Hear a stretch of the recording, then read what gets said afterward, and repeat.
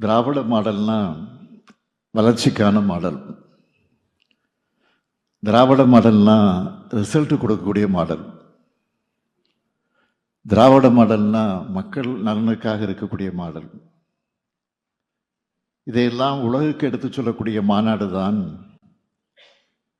இந்த செயலாக்க மாநாடு. அது மட்டுமல்ல, தமிழ்நாட்டுடைய வளர்ச்சியை பொறுத்து சொல்ல வேண்டும் என்று சொன்னால் அதை பொறுத்து கொள்ள முடியாத ஒரு சிலருக்கு எங்களுடைய செயலின் மூலம் பதில் சொல்லும் மாநாடு தான் இந்த செயலாக்க மாநாடு. தொழில்துறை அமைச்சர் அவர்கள் இங்கு சொன்ன ஒவ்வொரு டேட்டாவையும் எங்களை விமர்சனம் செஞ்சவங்களுக்கான பதில் அதுதான். இங்க அவர் சொன்ன ஒவ்வொரு நம்பரும் எங்க டீமோட 5 வருஷ கடுமையான உழைப்புக்கான நம்பர். தொழில்துறையில் நாங்கள் பண்ணியிருக்கக்கூடிய ரெக்கார்டை அடிச்சு சொல்றேன், அடுத்து நாங்கள் வந்து தான் பீட் பண்ண போறோம்.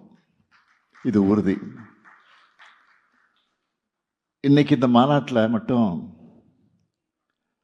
52 கம்பெனிகளுடைய திறப்பு விழா, 71 கம்பெனிகளுக்கு அடிக்கல் நாட்டு விழா, 2 புதிய கம்பெனிகளோட புரிந்துணர்வு ஒப்பந்தம் என சாதனை சொல்ற மாநாடா இது நடக்குது. கடந்த 2021 முதல் நாங்கள் செஞ்ச பணிகளை எல்லாம் மேடை போட்டு சொல்லியிருக்கிறோம். இங்கே வந்திருக்கக்கூடிய ஊடக நண்பர்கள் அனைவரையும் நான் கேட்டுக்கொள்ள அன்போடு விரும்புவது, இதையெல்லாம் முழுமையா மக்கள் கிட்ட போய் நீங்க கொண்டு போய் சேர்க்கணும். ஏனென்றால் இந்தியாவிலேயே இது மாதிரி ஒரு மாநாடு எங்கும் நடந்ததில்லை.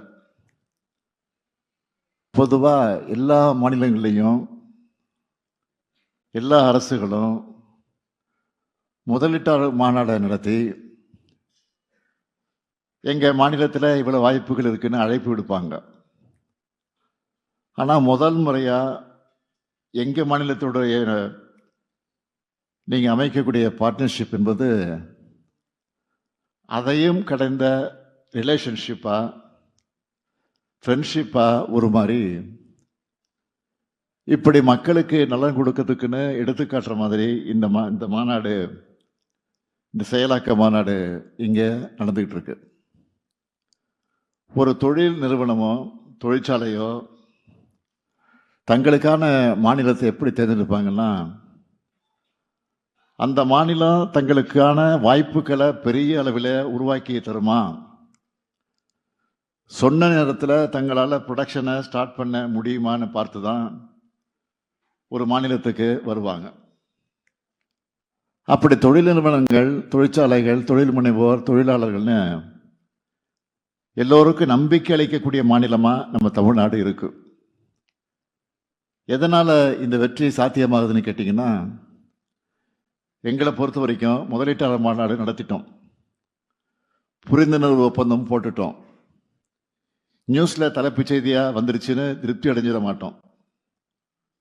போட்ட ஒப்பந்தம் நிறுவனமா திறப்பு விழா கண்டு நம்முடைய இளைஞர்கள் கைக்கு ஆஃபர் லெட்டர் வந்து சேர்ற வரைக்கும் பார்த்து எல்லாத்தையும் நாங்கள் உறுதி செய்கிறோம். இங்க சமூக நிதியும் நிலை பெறணும், தொழில் வளர்ச்சியும் உறுதி செய்யப்படணும். அப்போதுதான் எல்லாருக்கும் எல்லாம் அனைத்து மாவட்ட வளர்ச்சி என்ற இலக்கை அடைய முடியும் என்பதில் நாங்கள் மிக கவனமாக செயல்பட்டு கொண்டிருக்கிறோம். இதை நான் பெருமையோடு சொல்றேன்.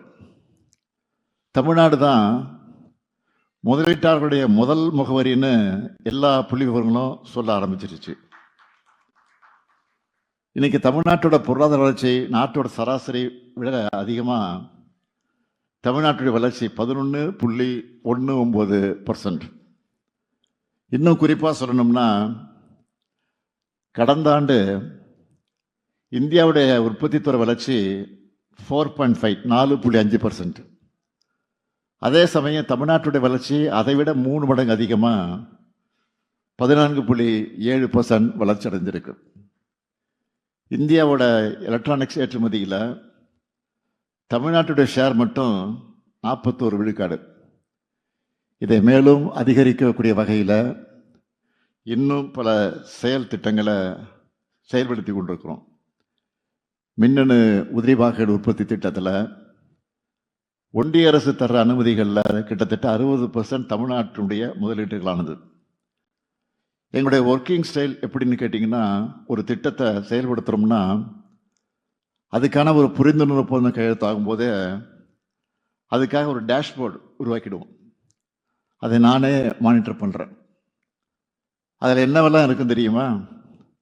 எந்த மாவட்டத்தில் திட்டம் வருது, எவ்வளவு நிலம் கையகப்படுத்தணும், தொடங்க போகிற திட்டத்துக்கு எந்த துறையிலிருந்து அனுமதி தேவை, எவ்வளவு நிலம் கையகப்படுத்தணும், அந்த அனுமதியெல்லாம் நாங்கள் சொன்ன தேதியில் கிடைக்குதா, இதையெல்லாம் ஃபாலோ பண்ணுவோம். அது முடிஞ்சதும் அடிக்கலாட்டு விழா எப்போ, கட்டுமான பணிகள் எப்போ தொடங்க போகிறோம், இதனால் எத்தனை பேருக்கு வேலைவாய்ப்பு கிடைக்கும், குறிப்பாக பெண்கள் எத்தனை பேருக்கு வேலைவாய்ப்பு அதில் கிடைக்கும், எப்போ ப்ரொடக்ஷனை ஸ்டார்ட் பண்ணுவாங்க, இப்படி எல்லாத்தையும் நாங்கள் ஃபாலோ பண்ணுவோம். அதை திறந்து வைக்கிற வரை எங்கள் வேலை முடியாது. எல்லாம் முடிஞ்சால் தான் டேஷ்போர்டில் அதை நாங்கள் க்ளோஸ் பண்ணுவோம்.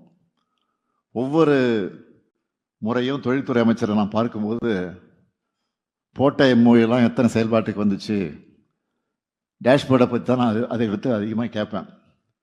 இதில் எதுன்னா, சின்ன டீலே ஆனாலும் சம்பந்தப்பட்ட துறைகளோட அதிகாரிகளை தலைமைச் செயலாளர் தலைமையில் மீட்டிங் வைக்க சொல்லி அங்கேயே ஆன் டேபிள் கிளியர் பண்ண சொல்லுவேன். இப்படி சிஸ்டமேட்டிக்காக செயல்படுறதுனால ரிசல்ட்டு தான். கோத்தாரி, கோத்ரேஜ், வின்ஃபாஸ்ட், டாடா, ஜேஎல்ஆர் போன்ற டாப் நிறுவனங்களுடைய உற்பத்தி ஆலையை குறித்த காலத்தில் திறந்து வச்சது. செய்திகளை உடனுக்குடன் தெரிந்து கொள்ள கீழ்கண்ட கேபிள் மற்றும் டிடிஹெச் நெட்வொர்க்குகளில் எம்நாடு செய்தி தொலைக்காட்சியை காணுங்கள். பாதகம் செய்பவரை கண்டால் நாம் பயம் கொள்ளலாகாது பாப்பா.